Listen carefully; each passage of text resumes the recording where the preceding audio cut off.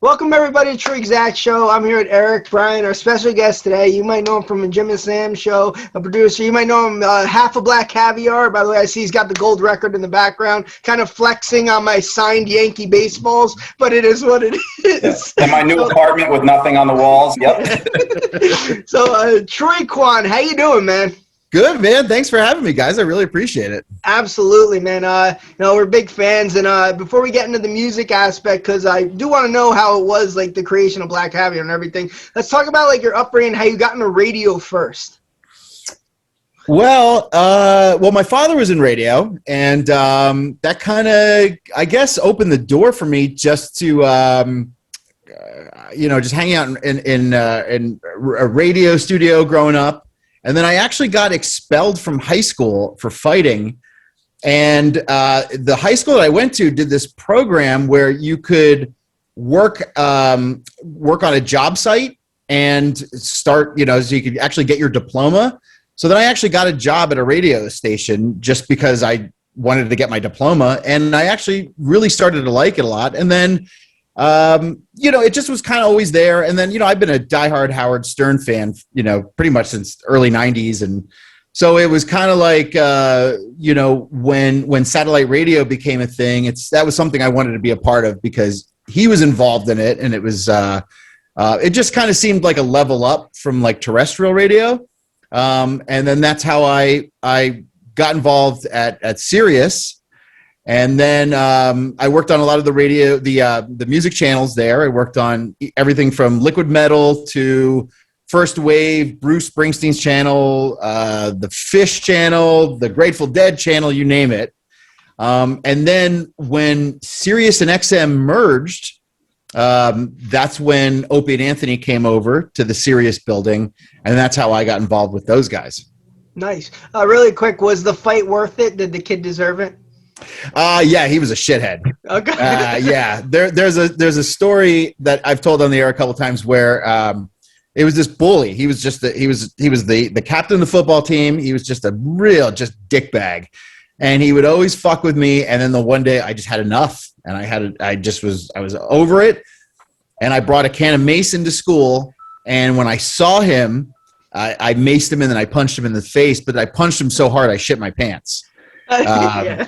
So I had to go down to the principal, and I was getting expelled with a big dump in my pants. But yeah, at the end of the day, in retrospect, yes, it was 100% worth it. Wait a minute, they expelled you for that? You maced them. Yeah, that's assault, brother. No, but that's like the most extreme punishment. Like they didn't give you just suspend you from school for like a week or 2 weeks, or did you have a history of shit like that? Your pants. Well, because it was a weapon, I guess. Where that was what set it off. It wasn't just like a fight. There was just a school fight. Yeah. It was because I brought in a weapon, and this was like right when things started changing. Like now, oh my, I can't even imagine what would happen. You'd go to prison. Yeah, you'd sit in prison. You'd have nothing. I think something like that they would commend you for, because you said it was a bully, right? Yeah, he was a real piece of shit. You plan that out. It's like, all right, I know if I swing off on him, it's probably not going to end well for me. So you got to have an advantage. Catch him with the mace. Yeah, that was it. Yeah. He didn't bother me ever again. I don't think he would. Did anybody else get innocent bystanders get maced? Did you get maced? Was it just everywhere in a small hallway? No, I made sure that I was really close to him. I looked him right in the eyes. We were eye to eye, and I just pulled it out. It was just, so. You pulled a Ralphie from the Christmas Story. You just had enough. Yeah. That was it. That was it, man. You just had enough. And it's like when you hear these kids going crazy in school, you get it, man. Like you get to the point where you're like, that's it. That's it. Yeah. We've reached the boiling point. We are done, Yeah. Where'd you get the mace? Just curious. Where I'm from in Allentown, Pennsylvania, back in the day. Now this is going back. Things have obviously changed, but this is going back to like the mid '90s. There was a place called the Great War Store, and you'd walk in there, dude, and they had like switchblades. I mean, dude, we were like 15, 16 years old buying switchblades and all sorts of shit that this guy was fucking crazy. You know what I mean? Like he just would sell it to anything to whoever. He didn't care. All right. I mean, that's wow. I don't even know where I would have gone to get mace at that age. Like, that's wild to me. I don't even know if my mom had mace walking to her car. But all right. So let's. Go I'm ahead. glad that you got the mace instead of the knife on this guy. Yeah.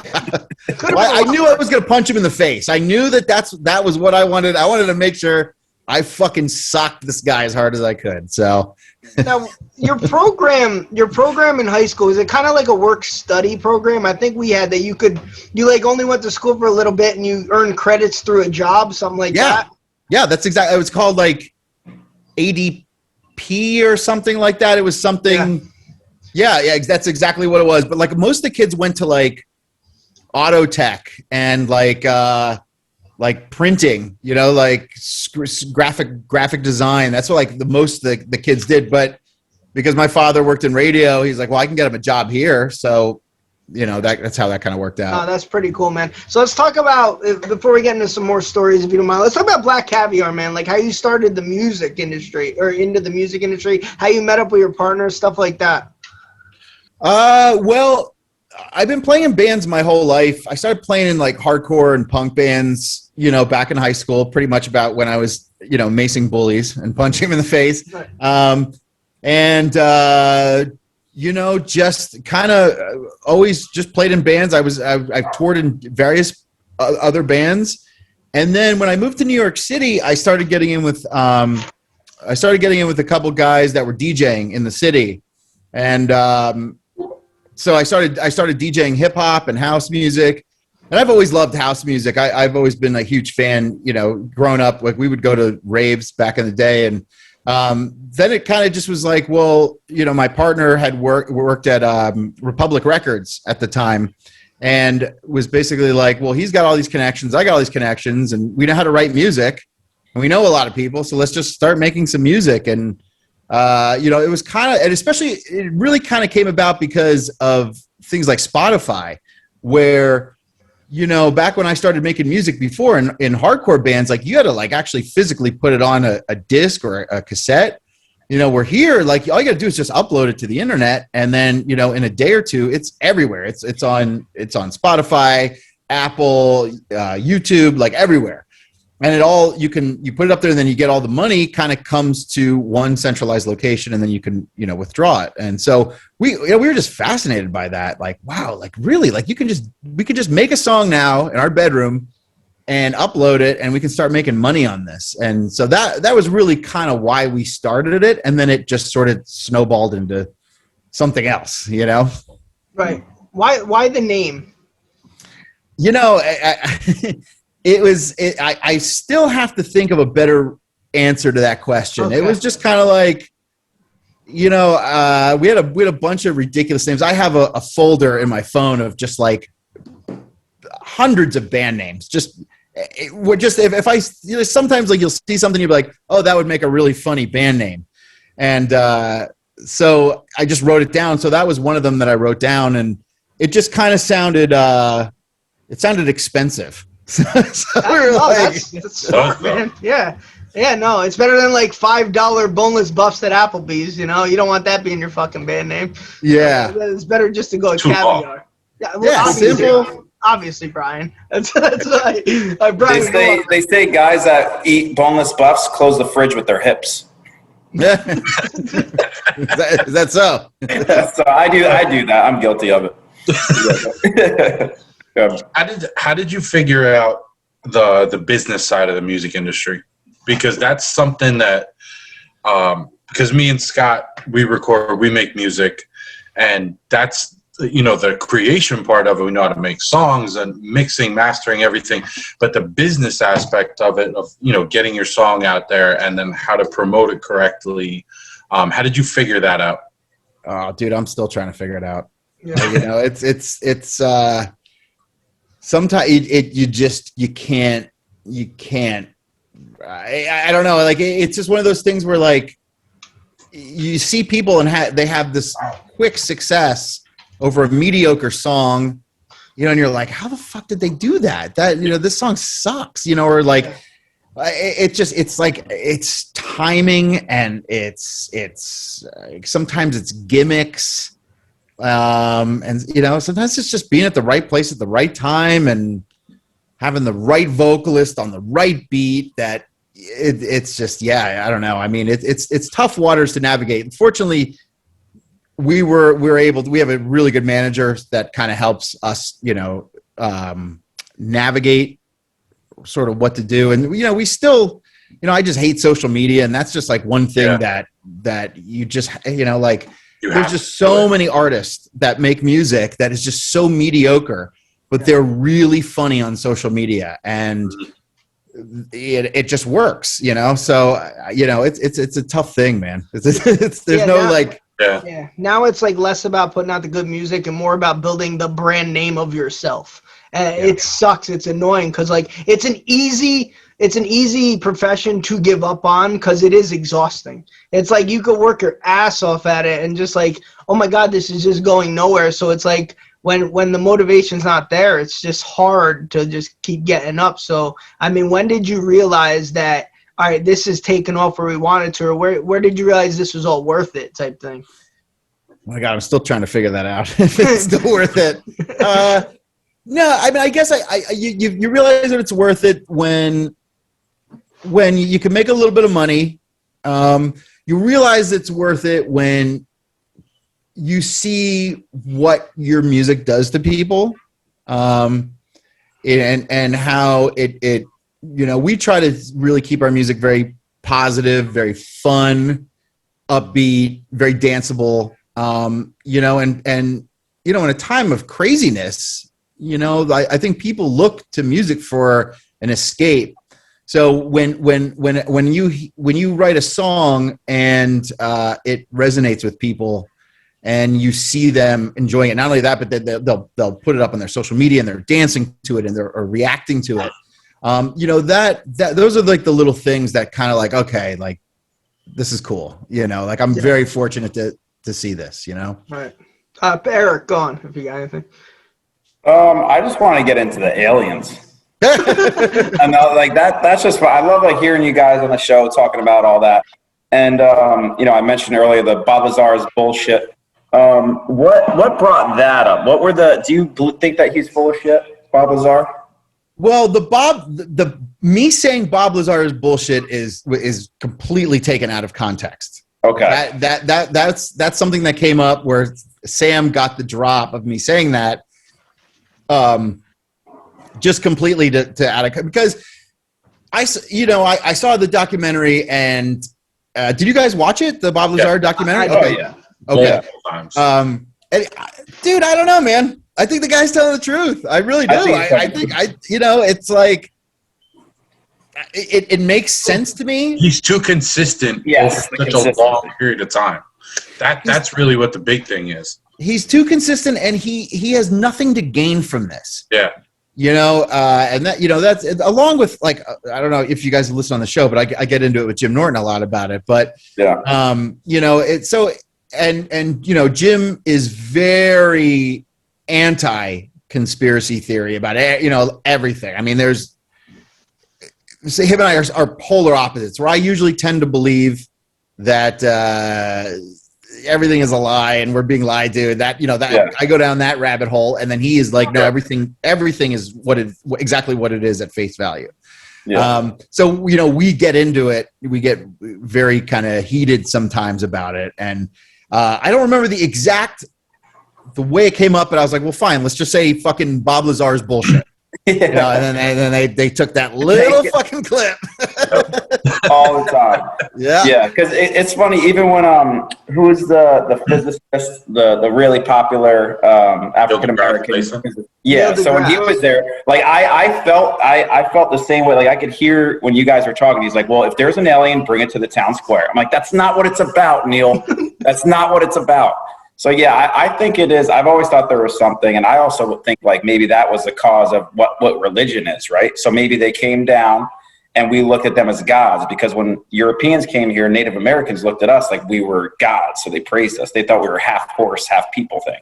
Yeah. So I think you talk to somebody about aliens, they're like, no way. But then like, yeah, Jesus is the son of God.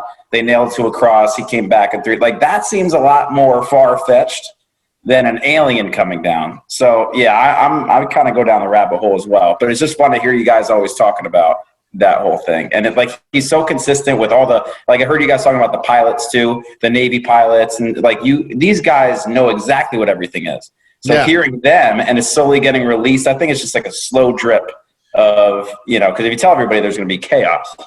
Yeah, I think so. We just keep inching closer and closer. You know, this is just like, you know, it's basically like, you know, I think it's just conditioning.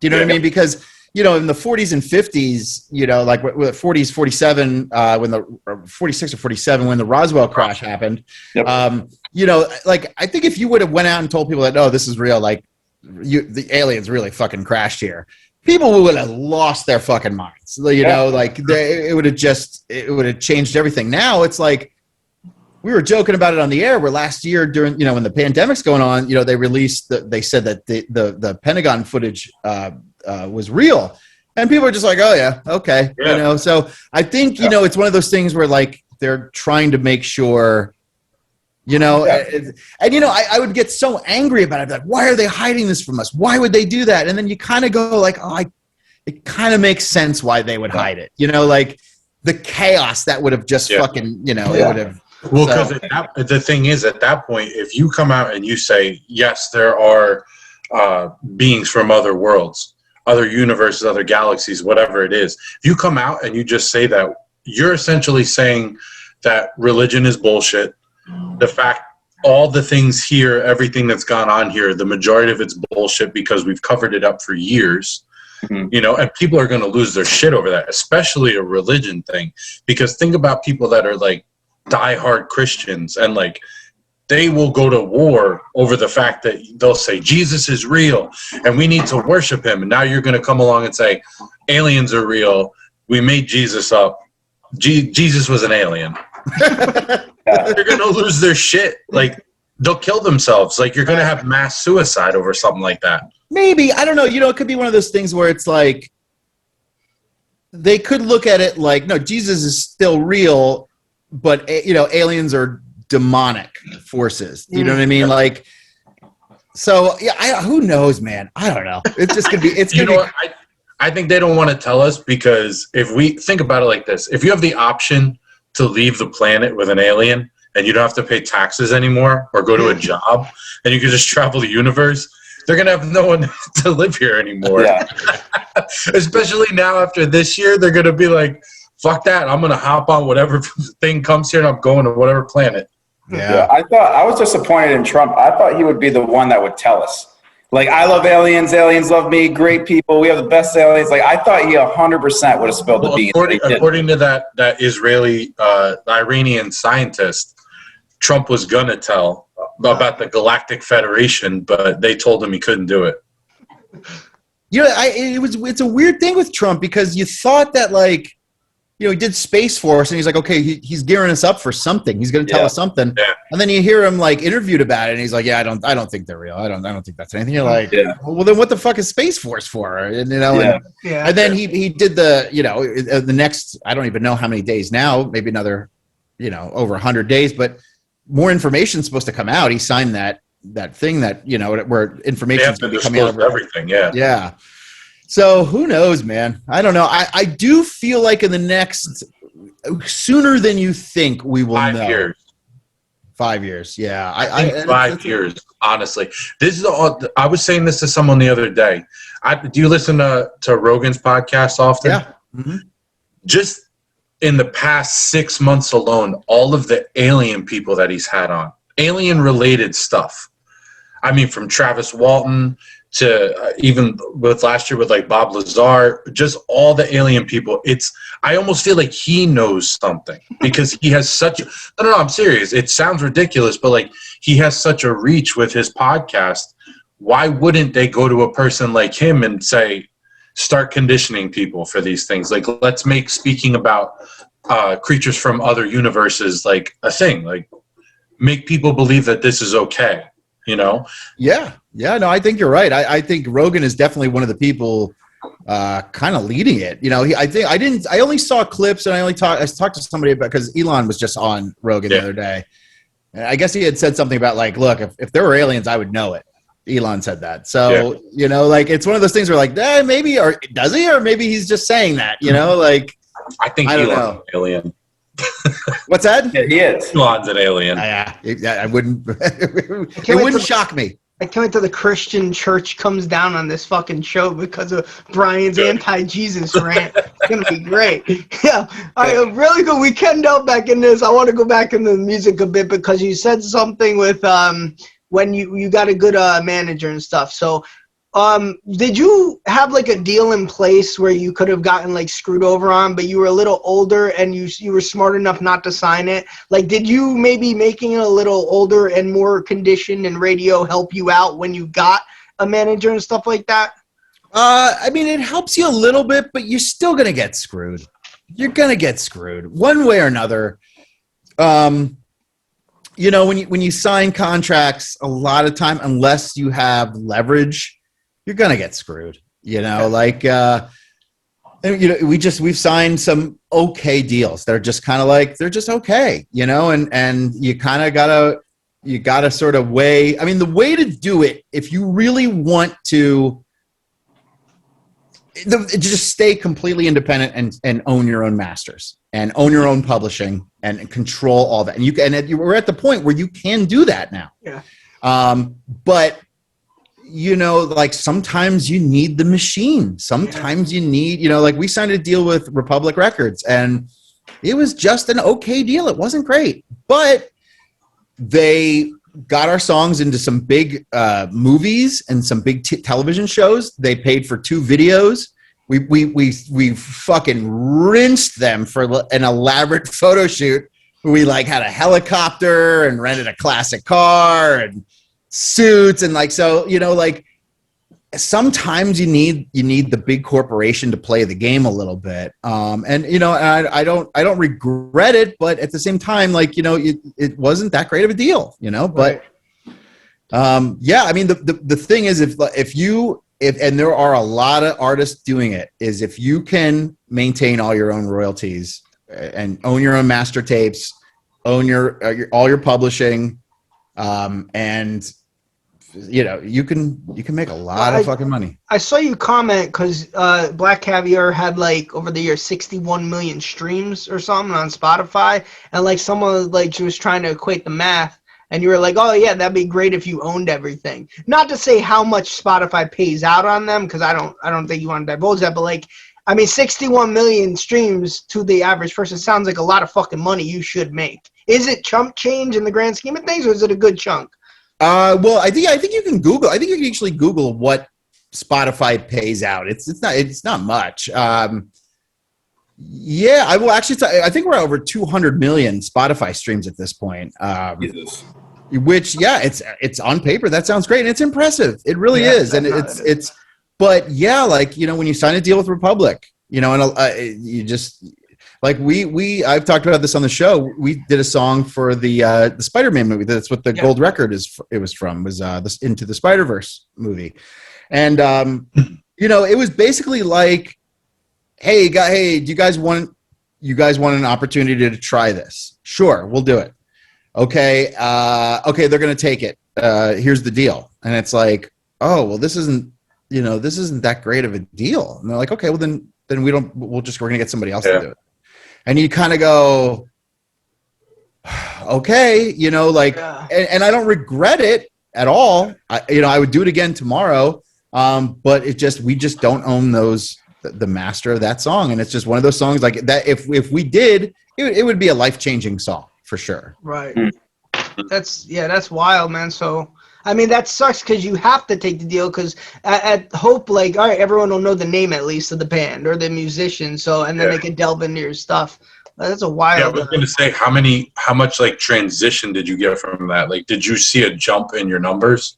Oh yeah, our numbers are still, you know, because it was it just came out on a PlayStation and they play the movie all the time everywhere. It was just on like regular cable last night. I was watching it, and you know, so what you hope is that people are going to go to your Spotify page and they're going to see what all these songs are. And then they're going to start playing songs that we own all the royalties to, or we own a nice chunk of them. And then, you know, it does trickle down.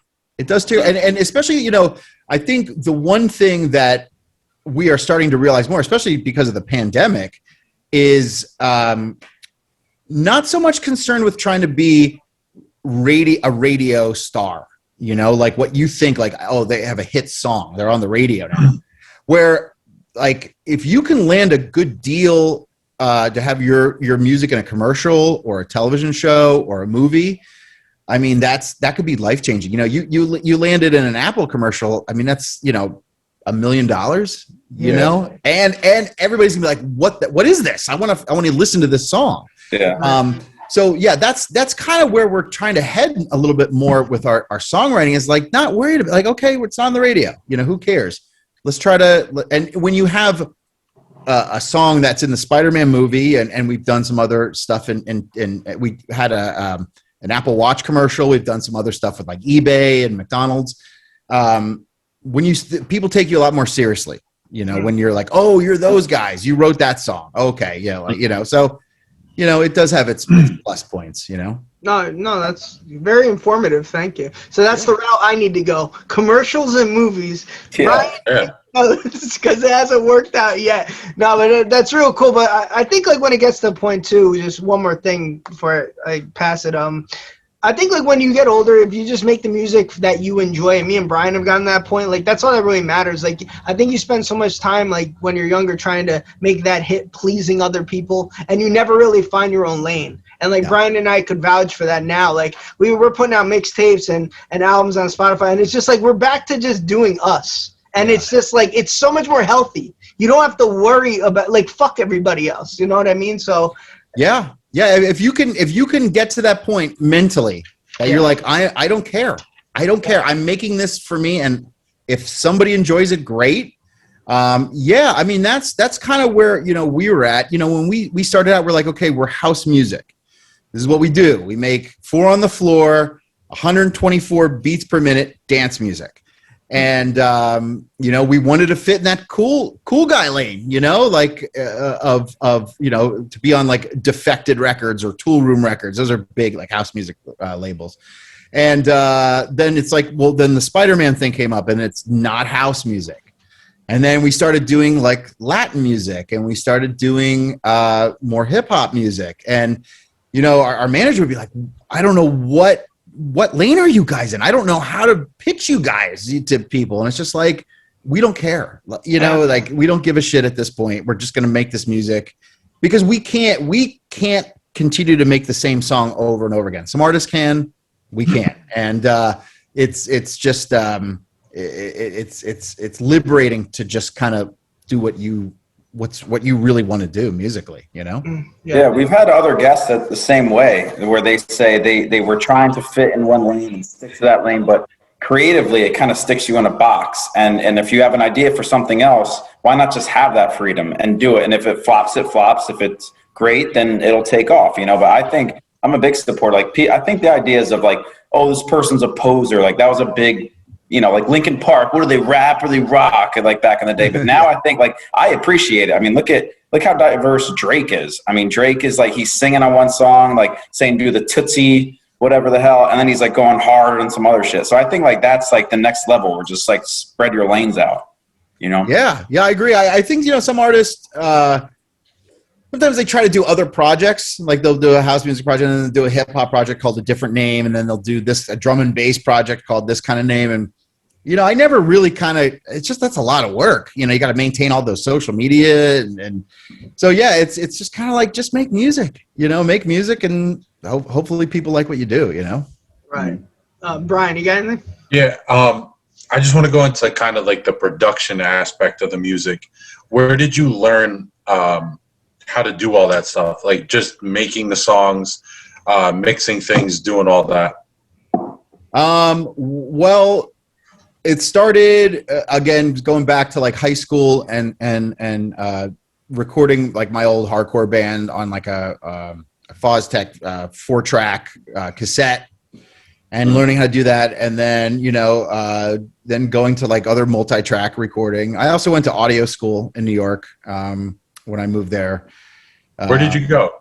Institute of Audio Research. I don't think it's there. Dude, I went there. I graduated from there. Oh, no shit. So crazy. Yeah. That's cool. Did you like it? What year did you go there? I was there 2000. I think I graduated 2007. Dude, I was a fucking year after you. Oh, no way. So crazy, yeah. Yeah. Yeah, it was good, man. Like, you know, it was one of those things where I understood. I wasn't good at recording and making music on a computer at that point. Yeah. I was still kind of like, you know, analog, and then learning that and, you know, learning around like kids that were making beats that were really fucking good. Mm-hmm. And studying that and studying sound and, you know, how it works. And so I found it helpful, but, you know, it's just basically getting in there and doing it. And like, you know, if you want to learn something, like there's a tutorial online somewhere, you can find it. Yeah. And you watch it. And then my partner is extremely talented. Jared, he is an extremely talented producer. And then we work with another guy who is just, he's a genius, musical genius. And so it's usually us three that kind of come up with the music for Black Caviar. And then we have another guy that mixes and masters it, where we get it to a certain point and it's just, you know, it becomes, when you're mixing, it becomes almost like a science. Yeah. And it's just that kind of shit's just over my head, you know, where we have a guy who he just meticulously EQs everything and makes everything perfect and makes everything sit exactly where it's supposed to sit and breathe the way it's supposed to breathe. So, you know, that's one of the things is like, you know, don't think you have to master it all. You know, like don't think that you have to, you know, learn how to do everything. And there's guys that can. You know, a guy like Skrillex, like he can do anything, everything. He can play all the instruments. He can record it. He can produce it. He can master it. But, you know, those guys are few and far between. You don't feel like you have to be that guy. Like it's okay to pull somebody in to be like, hey, man, can you make this mix bump? What am I missing, you know? If you don't mind my asking, if you don't have to say if you don't want, but you're pretty open on the show. You know, you used to perform and do these the rave shows and stuff like that, right? You were saying? Like go to raves? Yeah, raves, or perform at them. Like you were the DJ at them. Oh, right? Yeah. What's the wildest like story you have from one of them being the DJ? How much fun did you have, if you know?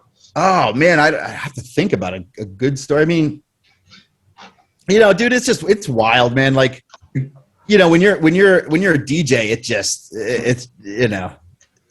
It's just, you know, it's especially if you're kind of like, you got, you know, it's a cool party. It's fun. There's good energy in there. It's good vibe. You know, like girls just come up and just start making out with you sometimes. And, you know, like. Yeah, that's never happened to me. So. I work in a cubicle. That never happens. That's an HR violation. No, but I know Eric, you went to a lot of like those type of like clubs, and like it was never my scene, the rave scene and stuff. So like Eric would come back and say like, we always wonder where the girls are at the bars. Eric would come back and be like, they're all here. It was like 2011, 2012, 2013, where it's like you go from like regular bars and like the city. I mean, of course there's girls there, but it's like, where did it's like they all just left somewhere. And I found them in 2013 at these raves. They're wearing like booty shorts. They're, you know, in like, it's New York City in 7-degree weather, and they're wearing like bras and underwear walking around. I'm like, where are they going? And then I found out they're in these raves till like 4 a.m. doing Molly. I was like, this is like it's like such a crazy transition. And it just came out of nowhere. It felt like, you know? Yeah. That's really what happened. I mean, yeah, it's crazy, man. Yeah. There's times, you know, you kind of I'm an older guy. So like you think to yourself, like, where are these kids' parents? Do they know that their butt cheeks are hanging out like that? You know? You're all right about that. Fucking what now? How do you decide like what songs like you're gonna mix in and stuff when you do it? Like, does one just click? Do you look for a certain genre? Do you go more to hip hop or rock? You know, it depends. It's you know, it's really reading the room. That's what makes a good DJ. You know, like. We kind of do it all. Like we'll do hip hop, we'll do house music. You know, I mean, we've played parties that we start with house music and everybody's just kind of looking at us like, what are you guys doing? And then it's like, all right, this is why they want hip hop. So you just play hip hop the whole time. And, you know, it's really kind of reading the room. The best parties, though, are the ones that they're there to see you. Like, they're there to see Black Caviar, and you can play whatever you want, and they don't care. They're going to just go fucking bananas. Like, and those are the funnest ones, where you don't really have to, like, sell yourself to the room, you know? Right. Where, you know, we'll do 2 hours of house music, straight house music. And then we're like, fuck it, and just go into some grimy ass fucking ratchet ass hip hop, and the place just fucking erupts, you know, and people are like standing on the DJ booth twerking, and it's you're just like, what the fuck is going on here, you know? Those are probably the funnest moments for me. Yeah, I feel like that's the same thing with stand-up comedy, right? When you're starting out, like they both have done stand-up comedy. When you're starting out, it's a crowd full of people that don't know you. They're already like, who is this? So you're trying to feel out the room. But when you're big like Bill Burr, you know, Dave Chappelle, Jim Norton, if you even fuck up your jokes, they'll still love you, and they'll find more things. Like they all know what they're going to say. You know what I mean? So it's like, it's the same thing with music, pretty much all entertainment, where it's like, if you have your base, they'll just love everything you do, even if you fuck up. So like, that's like cool to get to that point. But to get to that point is obviously extremely difficult. Yeah. And it's becoming a master of your craft, you know, like it's knowing where to go. I mean, you could even still, I mean, you know, you could still be clunky, you know, even if they're all there to see you, know, if you just play the wrong music and it's, you know, people are moving, but like, you know, it's those dropping those right tracks at the right moment where, you know, it's like, it just kind of becomes, it's like those guys with comedy, you know, like they get on stage and they can feel out what direction do I go? I'll work, I'll do some crowd work here, but then I'm going to go back to my jokes that I have here, you know? So it's just getting on the stage a lot and learning your craft inside and out. Yeah. What do you consider to go back to retract back to radio? Because you said you were a big Stern fan growing up. You got on Opie and Anthony. Like, what's the one thing you consider like the most memorable moment of being on that show that you always like? You're drunk at a party, you always talk about that one moment. Like, oh man, that time, like kind of like a high school story or some shit, but radio as part of the show. As in with Opie and Anthony? Yeah. You know, I'd probably say the moments that I think are like my golden moments on Opie and Anthony were probably when Patrice O'Neal was in. Just because so fucking funny, man. You just when he was there and he was alive, you knew how special he was. Yeah. You know, you just knew, like, and Sam Roberts, you know, from Jim and Sam, he would always, we would just get so excited when Patrice was coming in. And I actually went back and listened to some of the Patrice stuff because I watched the Tiger Woods documentary that came out. Yeah. And I remember one of the best moments was when they, like, that happened and they brought Patrice on the show, and he started, like, his take on it was like, you know, like, guys are pieces of shit. And, you know, when a guy makes a commitment, it's not to the woman. He's making a commitment to himself not to be a fucking piece of shit. Right. And his take on it was so goddamn funny.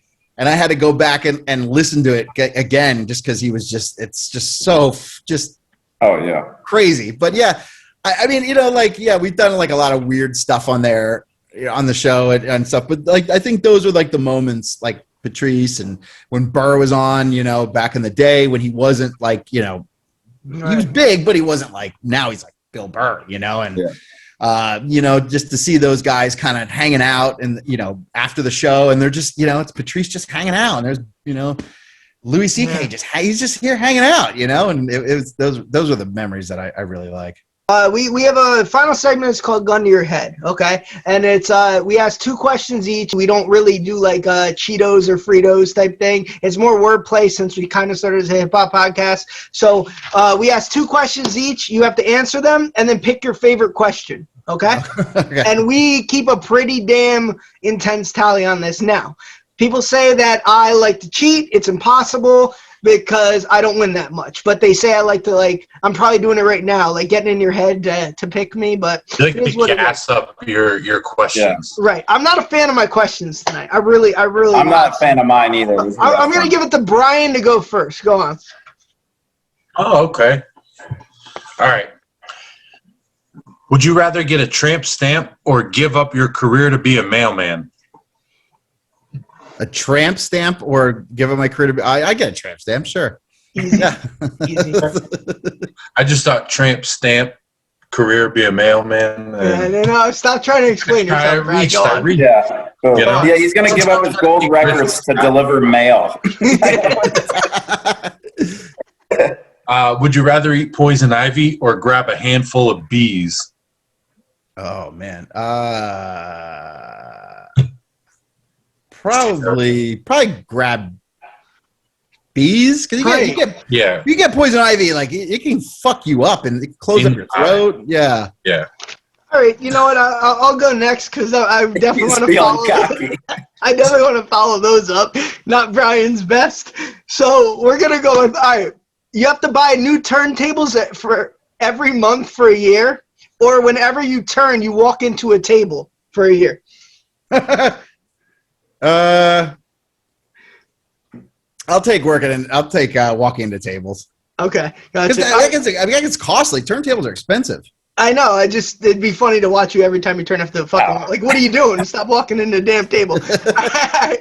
Eric, I'll laugh. All right. For 1 year, you could only eat grilled cheese, or every time you grill, you have to say cheese. Every time I grill, I'll say cheese. Okay, got you. Eric, go on. That's good. Would you rather mace a bully and shit your pants again, or get bullied by the rapper Mace? Yeah. You know what? I get bullied by Mace. That'd be fun. Harlow, baby. And he's a preacher, isn't he? Right. Isn't he was he still a preacher? Yeah, he made a comeback. It didn't work out too well. Yeah, Mace is back and nobody cared. Welcome back. Yeah. Poor Mace. Yeah. Would you rather be the only one who knows there are aliens, or have the info to prove all other conspiracies? Oh. Damn it. I want to know there's aliens. I gotta know. I have to know. I have to know in my lifetime. All right, Troy, what's your favorite question? Well, I was either the aliens or I like the grilled cheese one. I think those are. You gotta pick. Yeah. You gotta pick. Well, I mean, I'm an alien guy, so I gotta go aliens. That's I'm not that upset. I'm not, because I think that Eric, you deserve that one. I haven't won in a while, but whatever. Troy, where can we catch you? Give us your social media and stuff. You can find me on social media, TROYQUAN, TROYQUAN, and you can follow Real Black Caviar on all socials. Awesome. Hey, man, thanks a lot for coming on. This was really cool, bro. Yeah, thank you guys. I appreciate you asking me.